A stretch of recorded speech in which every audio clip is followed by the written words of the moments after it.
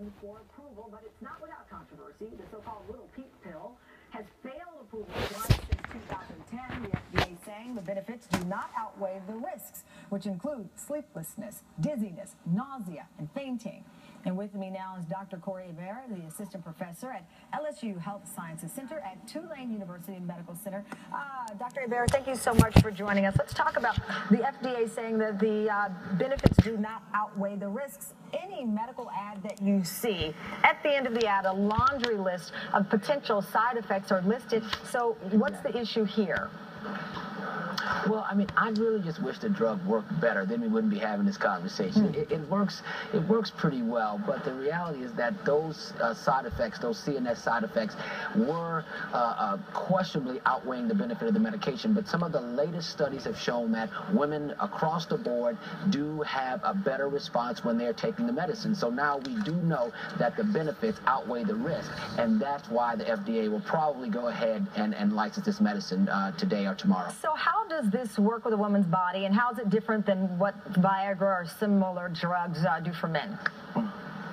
Well, the biggest part about this is that they work two totally separate ways, just like men and women work in two totally separate ways. The Viagra pill works on the blood flow to the penis, so it works on the end organ, whereas opposed to the female quote-unquote Viagra pill works very different. It works on the brain and the neurotransmitters in the brain, norepinephrine, serotonin, and dopamine. So it's more like the pill was actually originally made to be an antidepressant, but what they found as a side effect of the antidepressant is that it increased sexual desire. Well, that's so interesting, because in one way you could say that it implies that for women sex is emotional and for men it's physical, based on how those two work.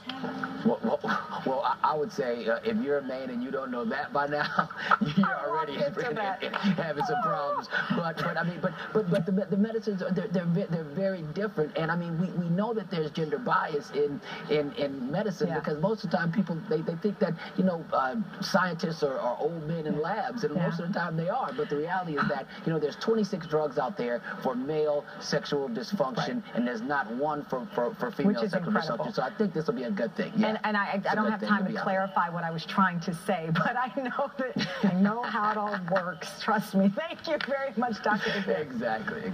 That does it for this edition of News Nation. I'm Tamron Hall. I will be back here tomorrow. Meanwhile, Luke Russert is up next. He's filling in for Andrew Mitchell.